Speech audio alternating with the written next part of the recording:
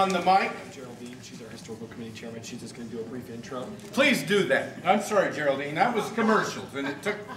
I'm a long-winded old guy. You'll probably not get out of here till 8:30. Oh no. And I don't have a lot to say. But I'm really pleased with the crowd. I was pleased with the hardy souls that came out today and hiked with us. That was mostly old people. Yeah, that was. That and it still is. How tough we were. It's hard to get kids to things like this. We're going to work on that. But I'm the chair of the Virgin Valley Historical Committee, and I am just here to welcome you to, obviously, it's going to be a wonderful talk with Lyman, who is an expert on the trails that led through this area. And as today, as we were talking about those of us who have lived here all of our lives, and knew that a lot of those things existed but didn't know where to find them, didn't know really where they were. Even my mother, who is 91, had stories about life on that trail and could point out occasional things. Mr. Lyman pointed them out today, and so I've walked them, and I came home and reported to my mother that I had. So, we are, but let me just explain, we are a group that is concerned about preservation in Mesquite.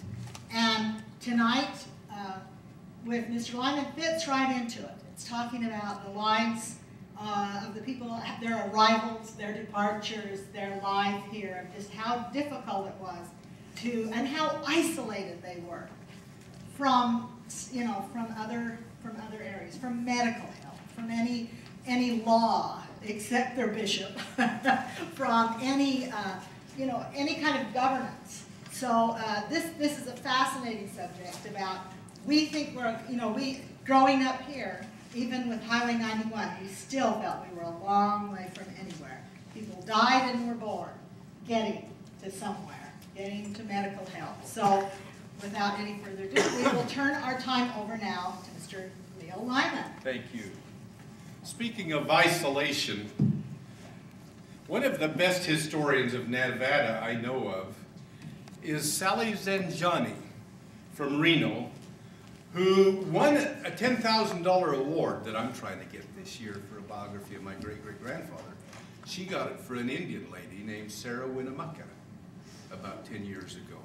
She wrote a book about Longstreet. Some of you said you went to the Death Valley Opera House. There's a Longstreet casino near there, and she wrote a biography of Longstreet. And once he got in trouble a lot of times. This time he was fighting the Mormons who owned a gold mine in Pahrump Valley called the Johnny and the Chispa. And when Longstreet was busted, he had to come clear to Belmont. You know where the heck Belmont is? To the county seat. Where's Belmont? Out in the middle of nowhere. Out in the middle of nowhere, but it was the county seat for Pahrump. That's 150 miles, probably. That's what Nevada was like in those years, and that's after statehood, which Nevada got a lot sooner than they should have, but they thought they were going to add Utah to it so they'd have more population, but not give those doggone Mormons the vote. And it almost worked. Talk about isolation. The road from St. George to here was hell. In fact, Brigham Young started at one time, and he told his driver, a guy named Charlie Savage, "Turn around, Charlie." He never made it down here. And just a couple years after that, the people left and went to Orderville to practice the United Order, which they preferred to staying on the Muddy River. But the smart ones who came back had better farmland than there is anywhere in Utah. You can grow 7 crops of alfalfa at St. Thomas before it's covered with water, and probably 6 at Logandale and Overton. And the melons from Mesquite were so famous that the people in my slides, starting with, how do we start it, Aaron? There we go. Okay. That guy's named Charlie Bigelow. He is the founder and champion of the Arrowhead Trails Highway. Now, he was in pretty good with a lot of Los Angeles tycoons, car dealers, including, for anybody that's an old LA history buff, Earl C. Anthony, but I think his was a different make than an Oldsmobile. This would be 1916. This guy had been a desert road racer. He had won big races from San Francisco to Phoenix and all over the West when there were no roads. In fact, I'm just publishing this month a history of Victor Valley, California, where I lived for 17 years. And one of the things we talk about is the desert road race from LA to Phoenix, won by Barney Oldfield, who was probably the most famous race car driver of his era, and that was 1916.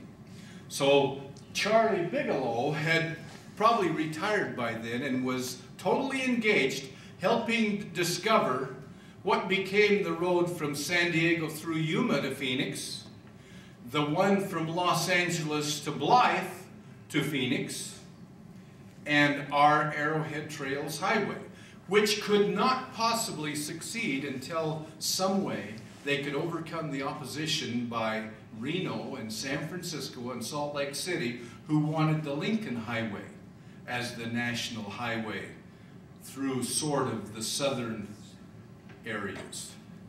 And the Arrowhead beat the Lincoln, and we'll talk about that in a little bit. But talk about isolation. Mesquite and Bunkerville were a long ways from anywhere. Now the railroad went through Elgin and Carp and Moapa in 1905. In fact, that's where Clark County got its name, from William Andrews Clark, who was a copper tycoon from Montana, who was beaten in the rivalry for a railroad through Meadow Valley Wash by E.H. Harriman, the railroad tycoon from New York. Their war was with shovel handles of their workmen in Meadow Valley Wash, which a great old railroad historian named David Myrick wrote about in his book on railroads in the West. Dr. Edward Leo Lyman wrote the scholarly part of that. It's in California History magazine back in about 1988.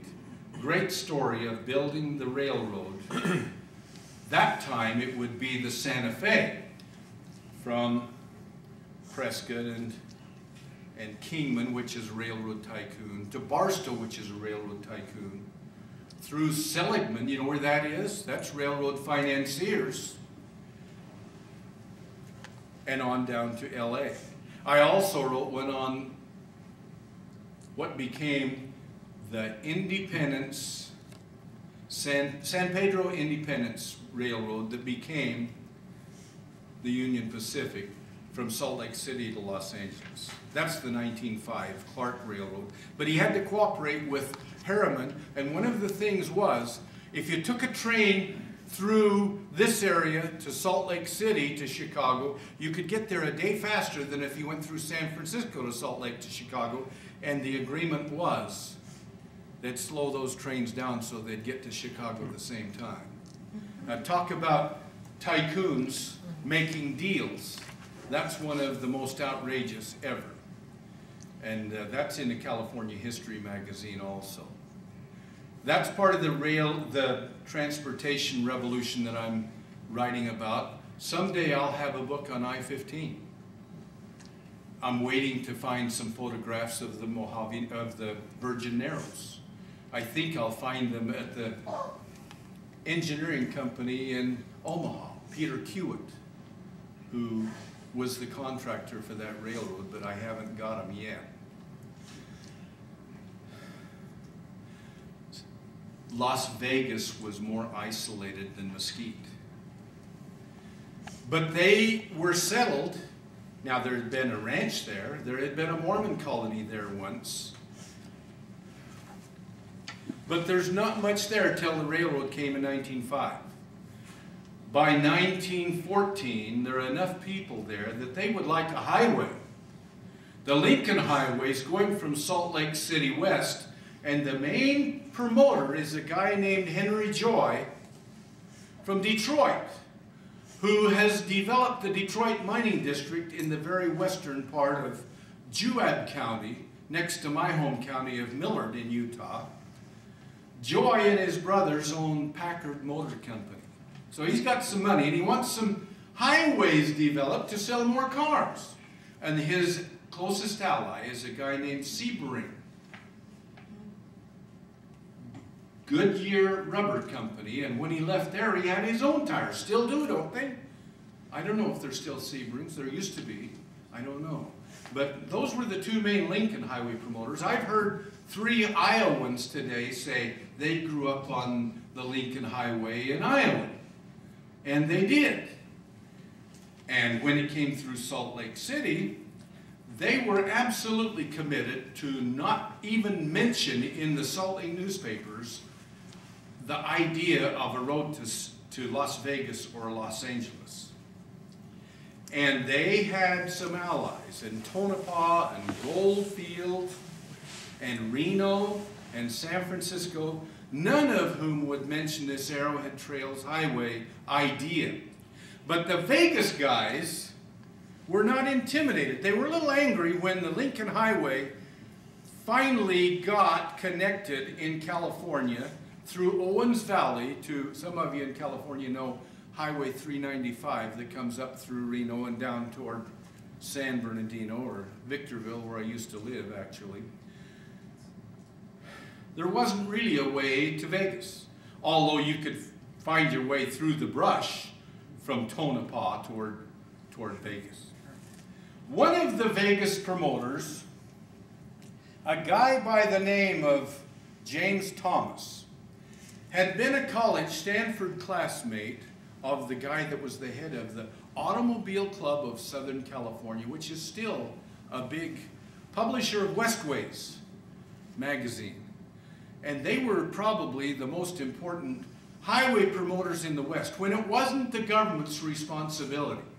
It's just becoming the government's responsibility when these roads are first being considered. Now, some of you have heard of Emily Post.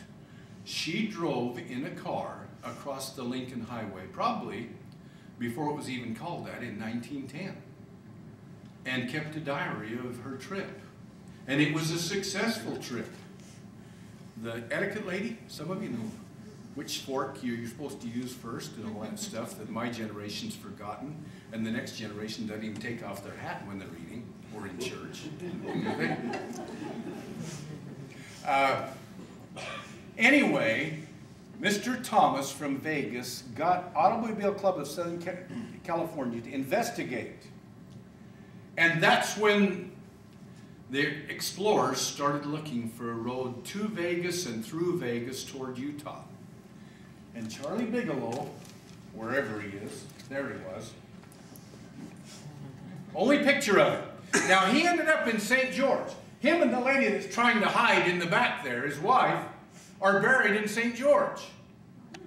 And we'll talk toward the end of my talk about a guy named Pulsifer from Mesquite, Nevada, who said he was a broken down old man with one leg that helped a lot of people on the highway.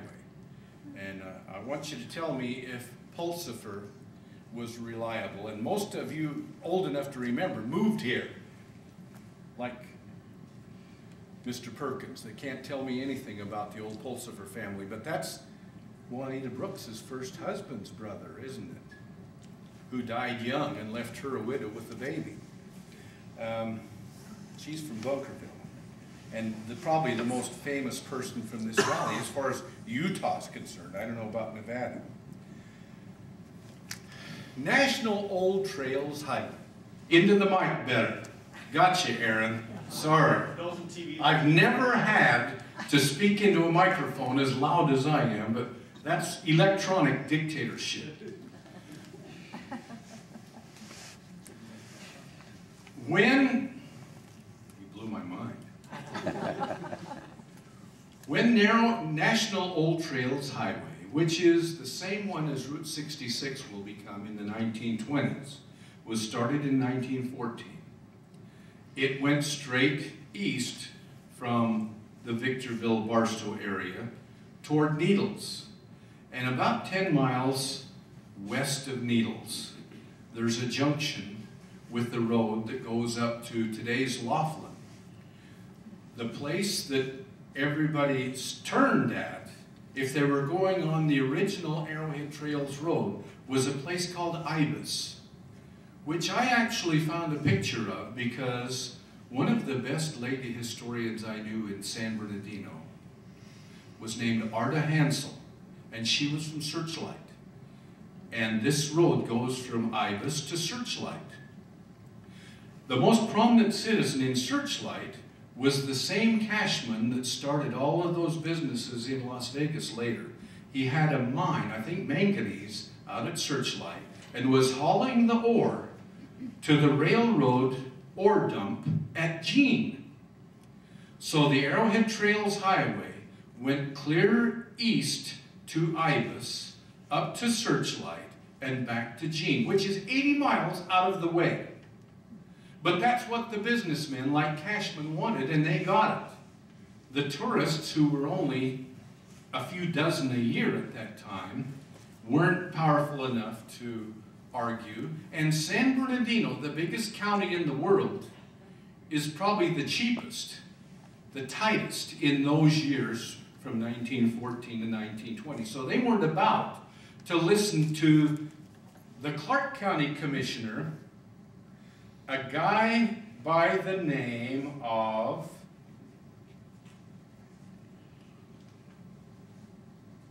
can't see it.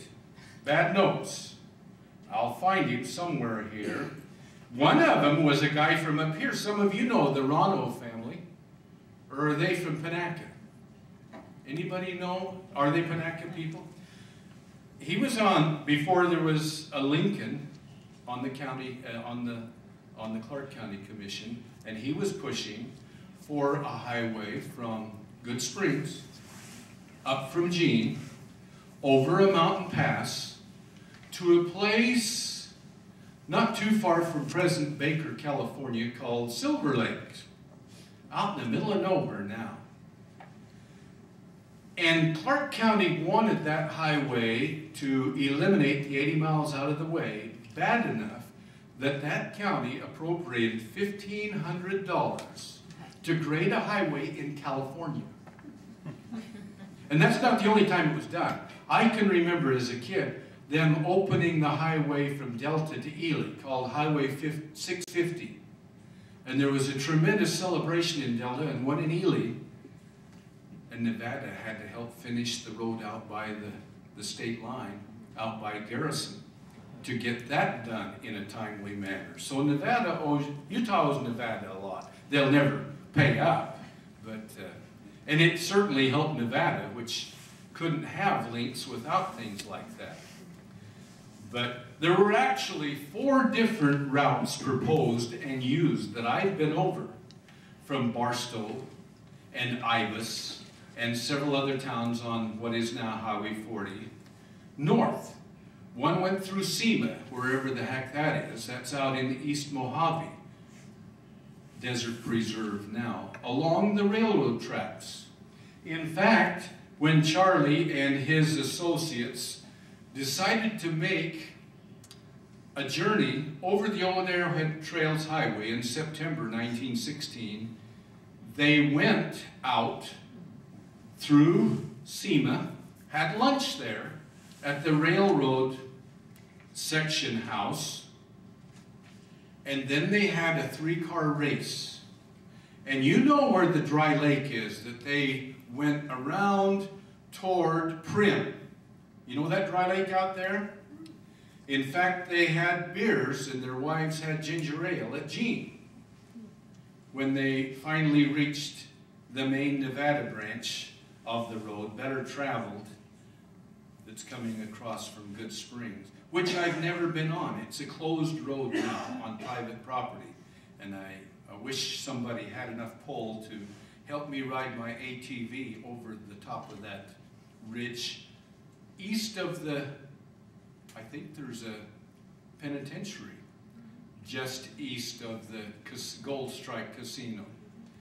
And the road goes, I've been to the top of it where it's closed, and I've never been out to it from the Searchlight side, but I need to do that and photograph it before I write the book on the Arrowhead Trails Highway. I've done 3 articles, one in California, one in Nevada, one in Utah, kind of a serial of the trail, but I'm going to do a whole book, and I'm going to spend a lot more time on Highway 91 and I-15 than I've done before. These guys that are promoting the trail by showing it can be well used organize branches of the Arrowhead Trails Highway Association in Vegas, Mesquite, and all the way through Utah. And one of the guys that came up with the idea, he was a guy that played bit parts in movies, filmed in Lake Arrowhead and other places in California. Redlands was a city of rich Baptists. And this guy's name is Fritz Fisher. And somebody later got his photographs together and wrote a book called Fun with Fritz. And he's got shots in his book of Fritz in movie costumes, and it shows him with some producers and some movie starlets, and a lady that he played in a play, Mikado, in Redlands, that he later married, and he took a lot of pictures on his Arrowhead Trails Highway pioneering expedition in September 1916. Now these next shots are not of him. This one is, but the others are in the Mojave Desert and in Cajon Pass. One of my good friends in the Old Spanish Trail Association, in fact the biographer of Antonio Armijo, besides Liz Warren from Good Springs, is Johnny Robinson. And he wrote a book called Gateway to Southern California, and this photograph of early cars in the Mojave is from that book, and so is that one. This one is Fritz Fisher and some of his guys going through the top of Cajon Pass when it's 2 ruts. You can probably count 10,000 cars a day, some days, going through there now. They have to go to Victorville to go west to the towns out Lucerne Valley and up what's called Cushenberry Grade to Big Bear and Lake Arrowhead from the back way because it's too steep on the south slope of the San Bernardino Mountains. This, according to my authorities on the Arrowhead Trails Highway, this is, do you know where the Moapa Indian fireworks casino smoke shop is? And the entrance to Valley of Fire? This is the road just out from the Valley of Fire heading south toward Vegas. Not over by the railroad tracks or I-15 or Highway 91, but straight along those mountains. And this guy said, there have been more car springs broken, busted, he said, on that road than anywhere else in Nevada. I went over it in a Mercury once. I didn't bust a spring, but I sure aged the car. That was part of the original Arrowhead Trails Highway, out from Vegas into Valley of Fire, which Arrowhead Trail Association members, including Fritz, came up with the idea, Valley of Fire, long before it was a national monument. And in his book, he's got, is there still an elephant stone formation in there? He's got a picture of that from 1916. I don't know if it's changed much since then, but it's in there. I didn't bring it tonight. I wish I would have, but that's one of the many photographs that they took as they were going through to the biggest city in the Moapa Valley area, which was St. Thomas, the Mormon agricultural town that was submerged under Lake Mead. I have a brother who lives in Moapa who used to teach scuba diving and send people down in the lake to visit St. Thomas. You can walk there now. Some of you have done that. But the road went right through there, and that's where St. Thomas would have been. This picture was taken 10 years ago when there was some water in the lake. And some of you know what fishing and boat harbor road that is. What's it called? Going, what? Is that Fisherman's Cove? Fisherman's Cove. Coming up toward Gold Butte, which road to the mine is part of the Arrowhead Trails Highway. Now, before we go on, well, I'd rather have you study this next slide. Arrowhead Trails Highway is heading north and a little bit east through those rocks down toward Bunkerville. Everybody knows where that water tank is west of Bunkerville and south up on the hill. If when you're driving on I-15, no, coming back, so you're in the right lanes, just before you turn north toward Mesquite, if you pull off and look up at the water tank, you can see the road above it and below it. That is the old Arrowhead Trails Highway, not up this far in the maze of rocks, but you can see about 10 miles of it. And it's worth looking for. Let me give some more history of the Arrowhead Trails Highway. We've only got 30 slides and we've seen 3 or 4 of them, so the long-winded guy who promised he wouldn't let you out of here for another 50 minutes needs to look at a couple of other things. One of the other promoters of the highway in Vegas was Edmund W. Griffith, who owned half the town at one time.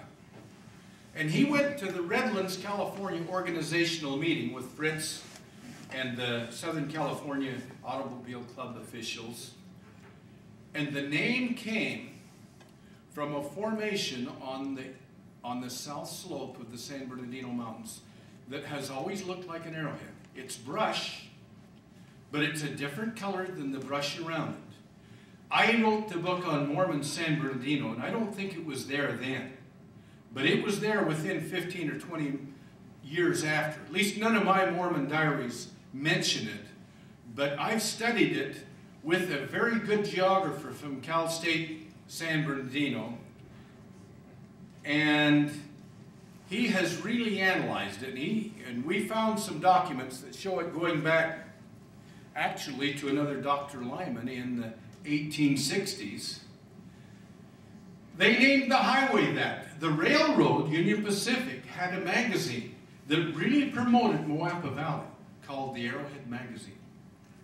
It's got a lot of very historic pictures.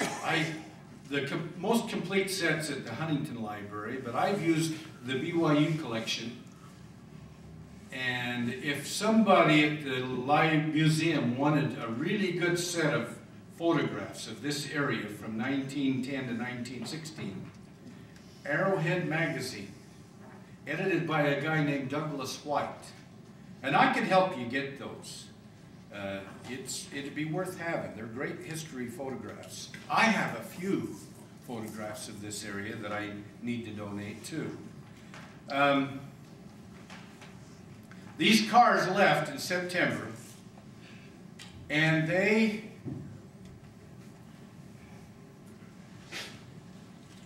came down into, okay, Aaron, what am I doing wrong now? Oh, I You didn't do anything wrong. Slight Okay. technical difficulty. Okay. About minutes. Aaron disconnected me. Maybe it's because I wasn't talking into the mic. That's exactly it. Now, I make another confession. Me and the co-author, who is the photographer, Larry Reese, 10 years ago, drove my Ford Explorer through that rocky area down the Arrowhead Trail Highway from up on the top of that Gold Butte Mesa. What? Not working? It's going to be just, All right, that's fine. I'll let you know. That's fine. And he has had those slides until 2 weeks ago. And when I look at them for the first time, I say, dang, you're getting too old to remember everything you did back there. So I've probably got a couple out of sequence coming down that grade toward the water tank. One of the slides is going to show the water tank. And my biggest problems are east of here. We saw a segment of the road We walked more than I have photographs of, although I have a little bit of it. And then I show the photograph that I'll confess I got everybody lost on, even though it's a good straight highway right across the middle of the brush, but I couldn't see with the sun shining in my eyes. So I made him stop while I found the road and told him not to ever tell anybody. There you go. Okay. Is that where you are? That's fine. Is that rough enough? You can still see a pretty good road through there.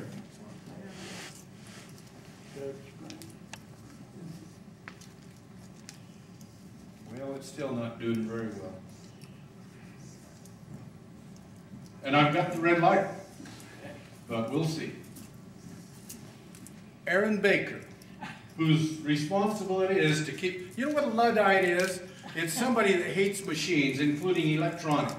I've been called a Luddite in 3 states for my love of computers, or the opposite.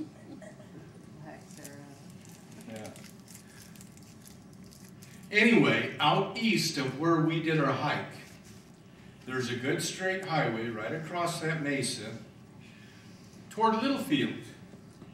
Last Saturday, I tried to get some Littlefield residents to tell me where the trail went when it came up from the Virgin River area, Beaver Dam area, up onto the mesa. My partner snuck back there sometime without me and took a couple of other slides that I haven't got the foggiest idea where they are. I looked for them over there. I didn't find them. I want somebody to find where those 2 slides are that I'll show you at the end of this, so that I won't be so stupid when I write the book. I need your help, especially if you know some of those Littlefield property owners. The guy that knows the best is a guy named Reber. There's an old one and a younger one that can probably help me. I hope Aaron can help me, but I'm not going to put him on the spot. This was too rough an area for us to go hiking in today because, you think we got it? I hope we got it. We haven't got it. Yeah, we do. Now this shot may be before that other one, I'm not positive, but it's the same general area. And it's getting rough. And there's a narrow canyon where it wasn't even wide enough to take a picture. That's looking down toward Bunkerville. You can't see the water tank because there's a little ridge down there. You can in this next one. If it was a little clearer, I think you could see a water tank down at the bottom there. But we're only a mile or 2 above the old 91 by the time we get to there. And then we get to the river at Bunkerville, where a guy named Jody Levitt, who had the closest fields, was paid by Clark County to pull cars through the river, not with the car. He didn't have one. He had mules or horses. He kept records. The Salt Lake newspaper men said there weren't even 1,000 people over the trail, but his record for 1917 showed 4,000 cars, and if you figure there are at least 2 people in every car, probably 3. That's more than were on any of the other highways coming into Salt Lake City. Which they wouldn't. Those Salt Lake people, they still don't like Southern Utah, and I don't like them. In fact, when I submitted this article to Utah Historical Quarterly, the people they sent it to said, "Who is this guy that hates us?" It's the same way in Nevada, it's the same way in California. It is. That's exactly right. Reno didn't do one thing to help. In fact, they actually conspired to prevent this Arrowhead Highway from being built. And Sebring and Joy and those people went right to President Woodrow Wilson's cabinet member, a guy named Henry Wallace, Secretary of Agriculture, who was in charge of the first National Highway Administration. They wanted the highway to go south of Great Salt Lake to Ely, which is out in the middle of nowhere. You know where Fish Springs is? There was a guy at Fish Springs who actually made his own mud holes so that he could have people pay him to pull them out of the mud. at Fish Springs. Entrepreneur. He's an entrepreneur. The governor of Utah and the former governor also went to cabinet member Wallace and said, hey, the highway should go where I-80 goes now, not further south, not through Joy, which has been a ghost town for 100 years. And Wallace agreed. So Lincoln Highway is still built where I-80 is, but not through Ely, where I-70 should go. Do you know where that ends? Yeah. By Cove Fort, Utah?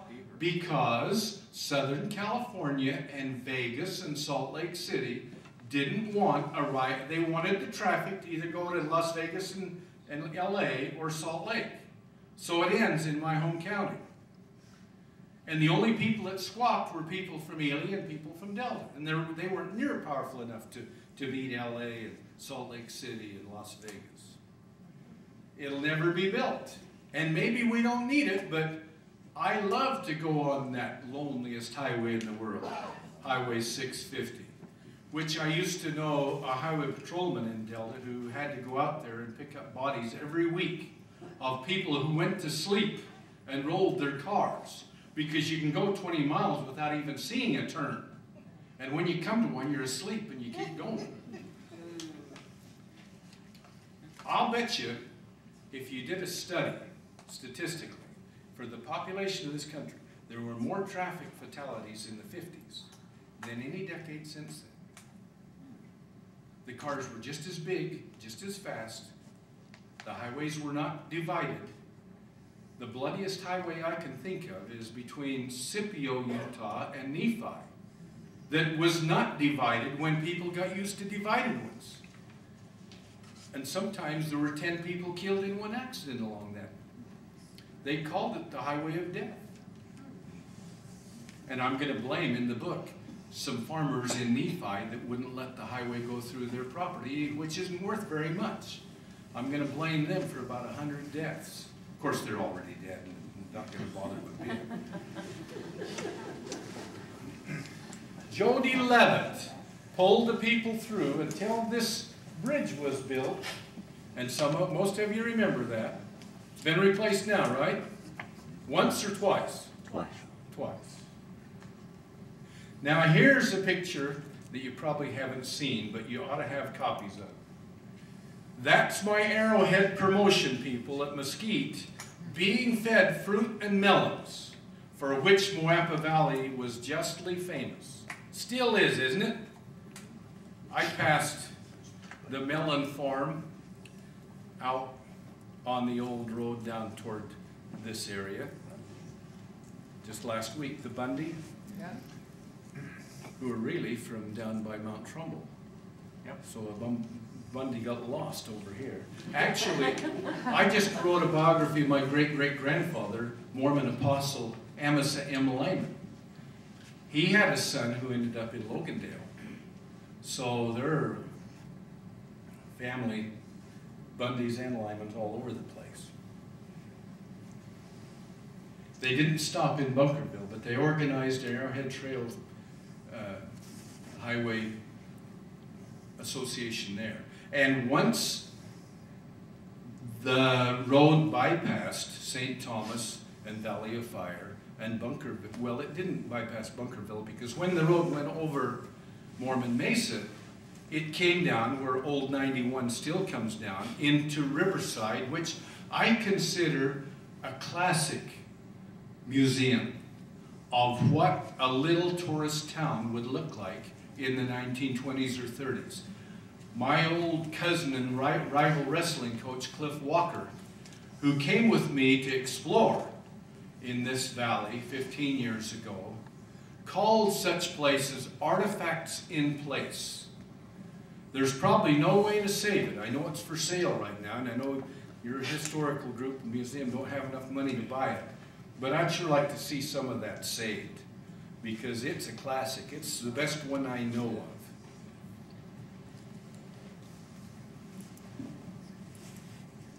Aaron? Now, those on the field trip saw this shot. we stopped to look at that, and they went up to there, hiking down from the other side. And when it gets down a little further than that, it's a dead end because of the floods that have washed out the rest of the trail. What is it, 5 miles east of here? Not quite.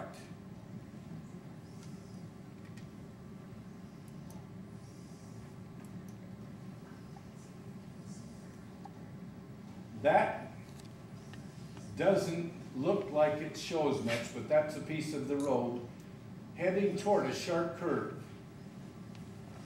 in the same area.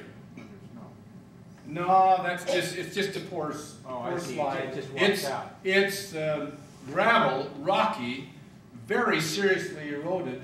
I think there are probably people that won't admit it, but they wonder if I was lost again, and that we're even looking at a road because it was so rough.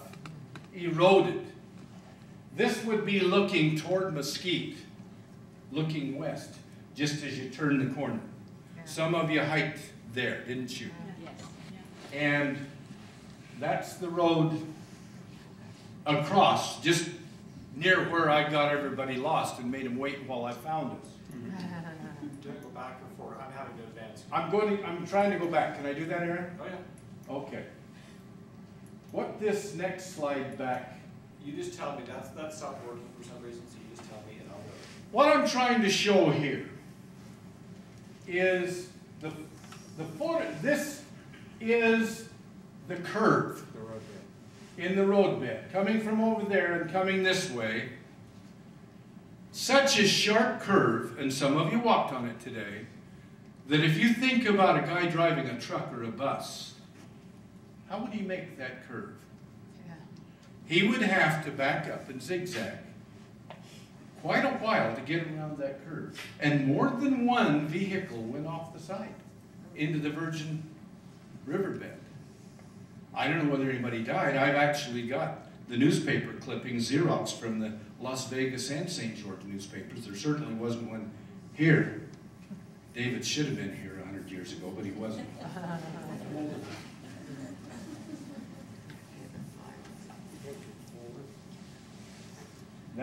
That's the one out heading toward Beaver Dam and Littlefield. And these are the two that I don't know where are. No, that's looking back toward Mesquite again. Slide this in the wrong place. That's one of them. Right there is the Virgin River, and there's the top of the mesa, and the road's going east there. And I don't know where that is. I've looked for it 3 different days in the last 6 weeks. I want somebody to figure out where that is. It's got to be between Littlefield and where we hiked today. David Bly was going to go out on that road with his kids, so we'll make him look. This is in Utah or Arizona. That's a piece of Arrowhead Trails Highway. Looking at it from Highway 91, coming down toward Castle Cliffs before you head out across the desert toward Beaver Dam Wash. And so's this shot. That's a piece of it over there too. Very distinct piece of old roadbed in Utah. And this is one that my rival wrestling coach and I found 15 years ago, the same time we were looking around this area. It's just on the edge. It's in the Shivwits Paiute Indian Reservation. That's riprap, rock with no mortar. And it crosses a wash, and it's still there 100 years after it's been used on the Shivwits Reservation, just down from that Apex Mine mill, and just up from the Shivwits Cemetery, if you know where that is. It's out in the brush. Nobody in Utah knows where it is or has seen it. We just kind of stumbled on it, and it's one of those valuable artifacts in place. This is over toward the Shivwits Reservation now. That's a piece of the highway. Crossing the river, there's an abutment right there. And the Shivwits Reservation's right up there now. And Now, that's is probably, that the Santa Clara or is that? that's the Santa Clara River. Okay. Yes. I think that's the last one. No, now we got some more fun with Fritz. In the area between Utah Hill and St. George, a car passing a wagon and horses. Make sure you're on the red. It's not. What do I do? Push that button on the very bottom. Okay, I did. No, I think we're losing the batteries, the problem. Okay. Now, I got 2 shots of that, and I didn't put the other one in, and I'm really sad about it because it showed in the only slide we have of the wives standing there while these guys are pontificating. I think we can find that knoll in the St. George area.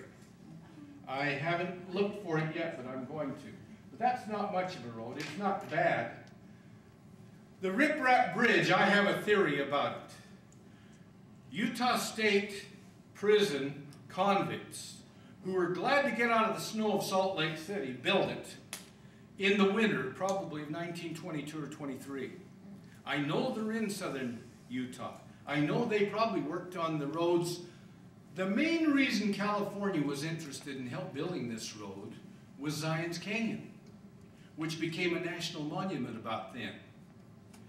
And Salt Lake wanted to name it the Zion's Canyon Highway. California people wanted to keep the Arrowhead Trails Highway, and southern Utah was on their side. I've actually seen historical documents that show a road sign post with 2 signs on the same post, one that says Zion's Canyon Highway and the other one that says Arrowhead Trails Highway, because they couldn't even compromise.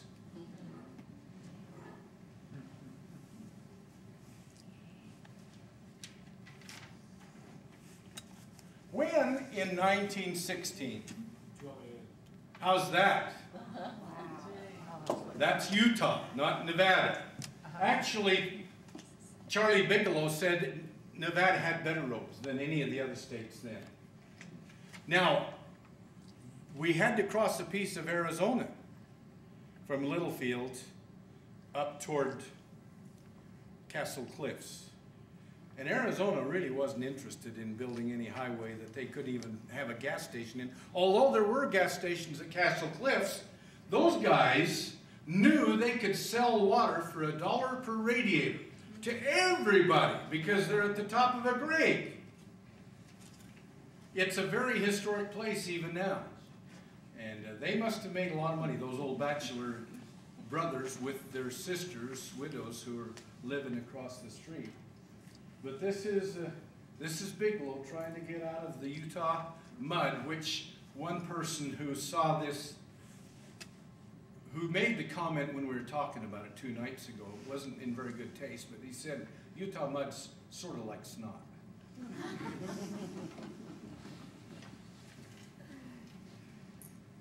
Can you do the next one? Yep. That's Cove Fort. Some of you know that, with some of this caravan. And the last slide is a big group of cars, probably most of them in southern Utah. One more, Aaron. Up at Nephi. Oh, wow. And they're promoting all the way up the road. And they're sending newspaper articles. They've actually got an LA Times guy with them. And on Charlie Bigelow's next trips, he's going to bring a newsreel photographer from the Hearst newspapers. So, and I've never found any of that footage. I found it for a rodeo in Victorville from UCLA, but that would be wonderful to get some movies of cars this early. But this is sort of the story of the promotion of the road, and I want to go on for just a little while. We'll certainly be out of here before 8:30. We'll make it by 8. But an anonymous Bunkerville correspondent to a Las Vegas newspaper argued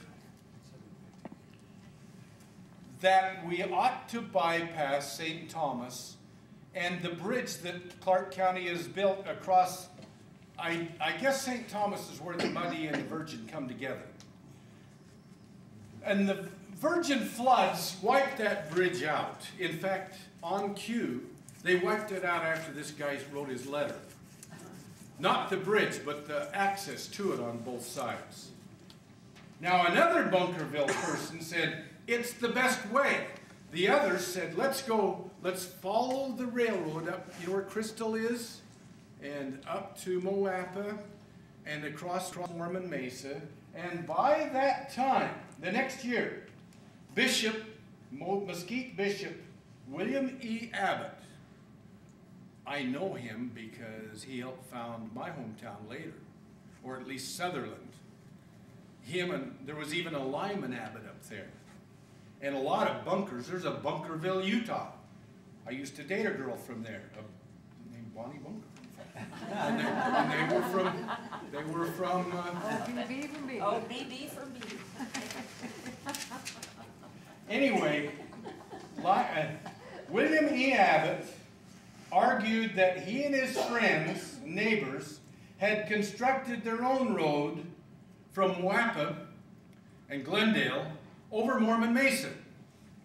Now, 10 years ago, I found a road. You know where that Joshua Tree Grove is out there on Mormon Mesa? It's beautiful. Some of the biggest Joshua trees in Nevada. I saw a road going east and west through that. I couldn't find it for the life of me last Saturday in my Cadillac. I didn't dare go some places. And it's west of Halfway Wash. So whatever the road was, it would have to jog north and around that Halfway Wash, which goes clear under I-15 now. But there was definitely a piece of highway there that I'm pleading with you to help me find again, some of you. Those cattlemen have put troughs right in the middle of Old 91, but you can get around most of them. Actually, it's the middle one where you turn south and look for this piece of road in the Joshua trees. But that would have been what Bishop Abbott had constructed and brought it over toward where that microwave station is, just before you go down toward Riverside, about where 91 would go. I'm sure that most of that highway would be right on the same grade with 91, but there would be some alternatives there that I think we can find. Leo, Yes, Norm. you know, I'm coming from Glendale, right Yep. up on top, where you can see Overton and Logandale. Yeah? Okay, there's a little area there, and about 300 feet, right up on top, there's an old Spanish monument there. Old Spanish Trail Monument, one of those concrete obelisks. Yeah, they marked those in the 1940s, I think. And some of them been shot up by 30-06s, but that one's still good, isn't it? Yeah. Not very far from the westernmost of those troughs that they put on 91. You can see it, and that's after the pack mule trail has come up on the mesa at Halfway Wash, before it goes down toward Glendale. It kind of goes right there on old 91. It's right on 91, that's correct. And I used to run cattle right there on the whole area you're talking about. The old Trampling the cattle. desert tortoise, according to the environmentalists. I named my cattle outfit after Arrowhead Trail, Huh. Arrowhead Cattle Company. Now, I'll bet you some of you can remember the service station at the bottom of that grade that was just torn down about 3 years ago, that was still named Arrowhead Garage till 3 years ago. Now, that wouldn't have been on the original road, but it would have been on the road, the longest part of the Arrowhead Trail's history. I had one question. Yeah. Why did they burn that bridge down here below on the Virgin? Anybody got an answer to Norm's question? Why did they burn that bridge? The one at Riverside? Yeah, no, the one down there by St. Thomas. on Oh, Lake Mead. I think they just didn't want people's pop gear that are trolling there to get tangled in snags when they're fishing. I don't know. I know they tore down most of the buildings and cut down most of the trees, but you can still see the stumps and the foundations, can't you? And you can see the abutments of that bridge, even though there have been some floods through there since then. I think that when the government took that over, they wanted to clear it as much as they could. There were quite a few people from Logandale and Overton that got lumber out of there before it was flooded. And certainly some that will make more money when the tourists are coming to Riverside instead of St. Thomas. My old professor, Leroy Hafin's wife, is from St. George. Her name was Ann Woodbury, and he considered her a full-fledged co-author. Just after they got married in the early 1920s, before they went to Berkeley for him to become a Jack Mormon heretic, I read his diary last month, drinking a lot of coffee and wine.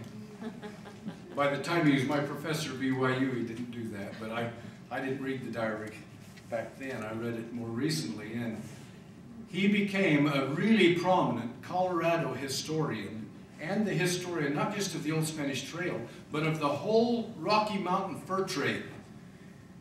He edited probably 25 books that's mainly about mountain men.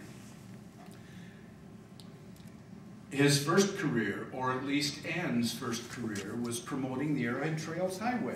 I want to read you part of a poem she wrote.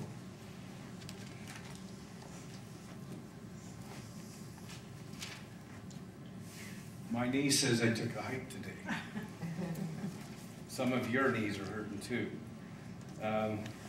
If you've got this manuscript, and we've still got some for sale here, it's on page 273, and you can grab those and decide if you want one. It's an excerpt from her poem. This is just a piece of the conclusion. You'd better count the good time days that's coming mighty quick, when tourists in their auto cars go spinning past Mesquite and Bunkerville. And you'd better boost high for the roads and keep them in repair. And the arrowheads will hold you up if you only do your share, meaning the people riding on the Arrowhead Highway will spend their money. Now, my first wife's uncle wrote a story of coming from Los Angeles to Delta in 1914 and stopping at a restaurant, I won't give the name, where he got some overripe eggs for breakfast. And he put that in his reminiscences. But most people were better treated in Mesquite. My kids used to love to come down here to play softball and ride motocross and probably pull those one-armed bandits. Here's another paragraph I wanted to read about, do you know any of the Earl family? Joseph Ira Earl. His grandson was one of the members, one of the employees of the Nevada Historical Society in Reno that I knew. The same year that Abbott built the road across Mormon Mesa, Joseph Earl, one of the earliest Mormon families in Mesquite, wrote, "The townspeople turned out, both old and young, to fix up the roads in the town and also east of the town on the main road." We were out there, we didn't see any evidence that they'd fixed it up. He reported that more than a dozen small boys had been taken to a portion of the road east of Mesquite, and it was probably right where we were, where they cleared the rocks from about 2 miles of roadway. That's more than we saw, but the rockiest part is where we saw. It would take more than that to make acceptable this pieces of through highway. It never really got very good, at least as far as the truck drivers and bus drivers were concerned.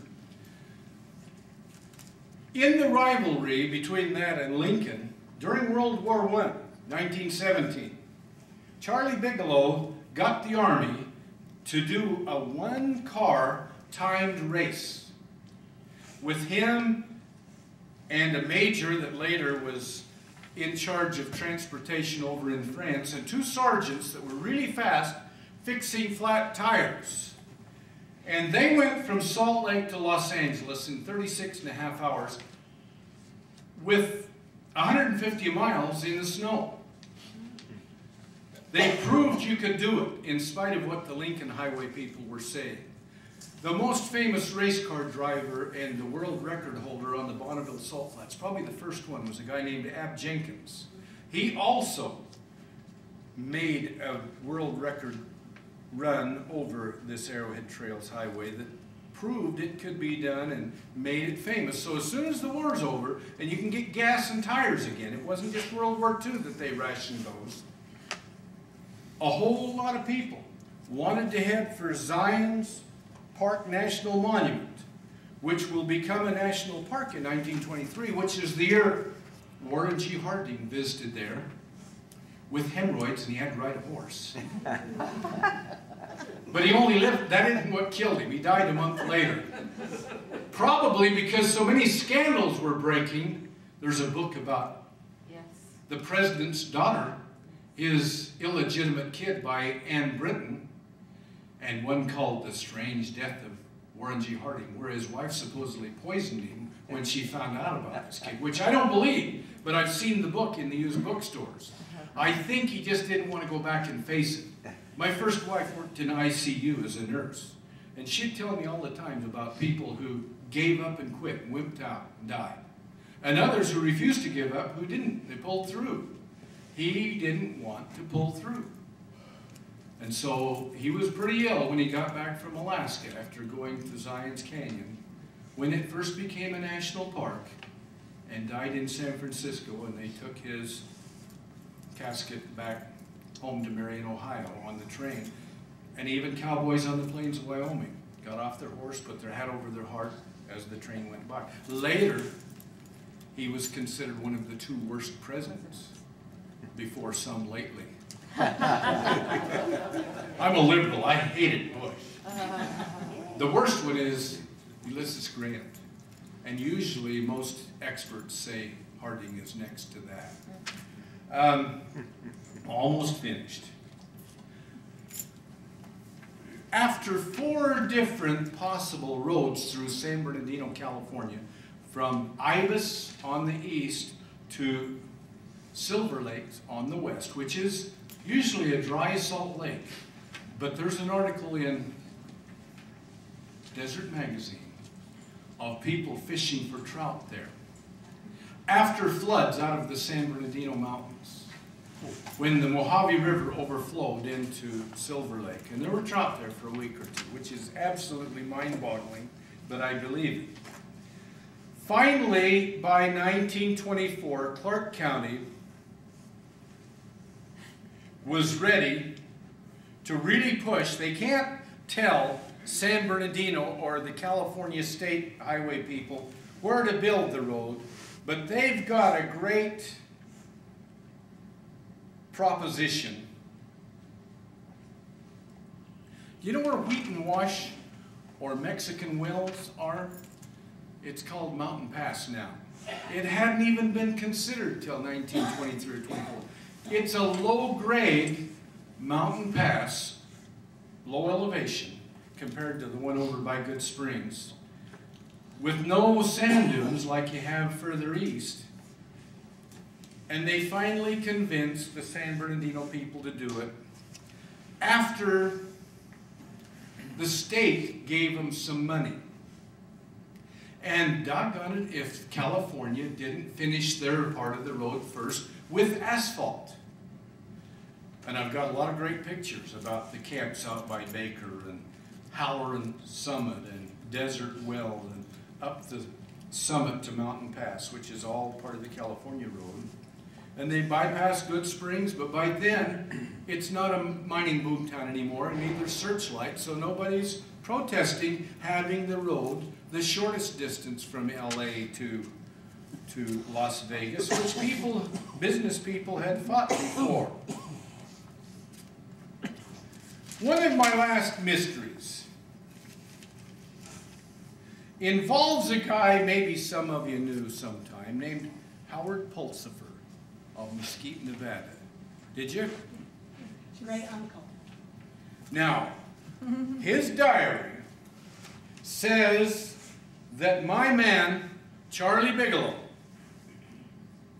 was an old one-legged, tottering fool. No other sources say that. They all picture him as a heroic founder of Arrowhead Trails Highway. I don't know. Did you ever hear Uncle Howard tell a fib? No. Okay. Of course not. If anybody knows different, then don't let her hear it, but come whisper it to me. I know that when he was first pushing for the California Auto Club to build some rip-rap highway from La Virgen, which is Virgin River in Spanish, up toward Virgin City, toward Zions. On his way down the grade one day, apparently he lost his brakes and wrecked his car somewhere into the bottom, and he may have severely hurt his leg. But I've known people, when I wrote that Utah Historical Quarterly article, I got a letter from a guy in Texas who was originally from St. George. His name was Charlie Pickett. And he is a character. He was probably a buddy of Lyndon Johnson, who after his presidency took him to Texas to make him a millionaire in the law business. He was probably in Johnson's administration in Washington and was too dang liberal for southern Utah like I am, but he got out and I'm not smart enough to do that. He wrote me a letter and said, Charlie Bigelow lived with our family in the Pickett Hotel right to the side of St. George Boulevard before it turns on the diagonal to go up around the hill where the airport is and over to Santa Clara. The Arrowhead Trails Highway goes right in front of Jacob Hamblin's house in Santa Clara and then goes right around the curve. It's a hiking trail now. You can see it up on the side of the hill. My Utah people know about that. And you can see pieces of the trail all the way out to Shivwitz and up to that Rip-Rap Bridge and to the pieces I showed you in those last slides. Charlie Pickett said, when I was a kid, he gave me a dog. I bought his old used Studebaker, and one day we were looking out the window, and he was amazed that 20 cars went by in about an hour. He said, someday that'll be 50 cars going on the Arrowhead Highway. And he thought that was a great prediction. And this Charlie Pickett remembered that and wrote it to me in a letter that I'll use in this book sometime, because he was a prophet ahead of his time.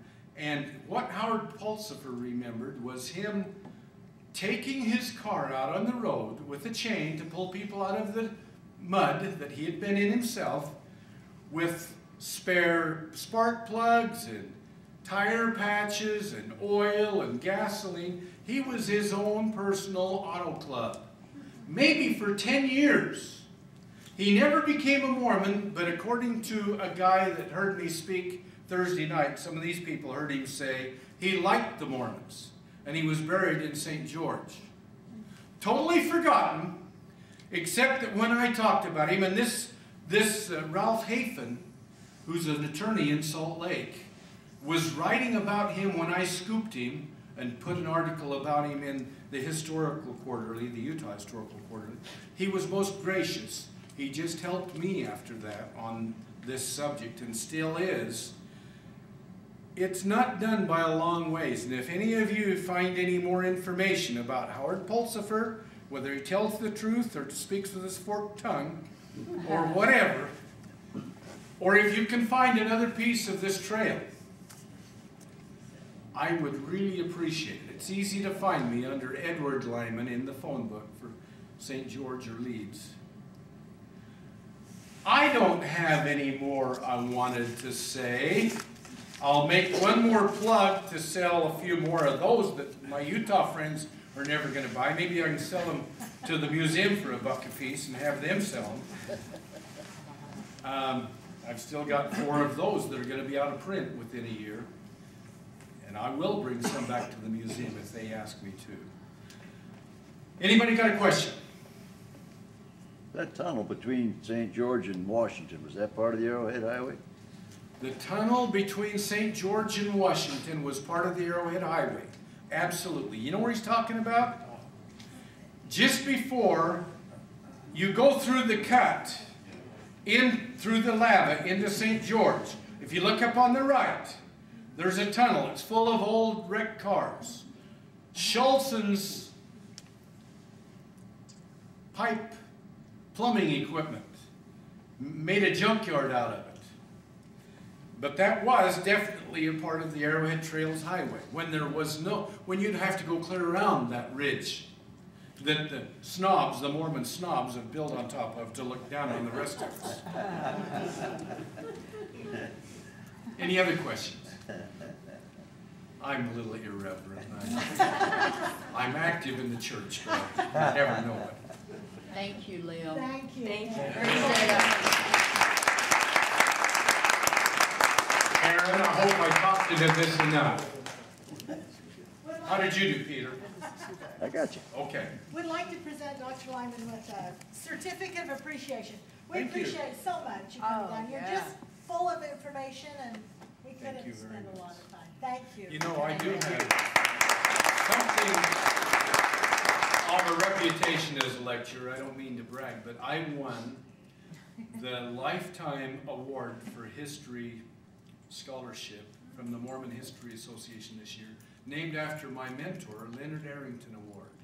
It was back in Springfield, Illinois last May. And one of my closest friends is the Mormon church historian. Some of you know Marlon K. Jensen. He's actually going to come up to Silver Reef and ride ATVs with me when it warms up. And I told my bishop, as long as he's on my side, you're not going to excommunicate me. Thank you. Thank you for coming. Okay, yeah, some of you borrowed it. I'll want your money. Those are $2, those are 15.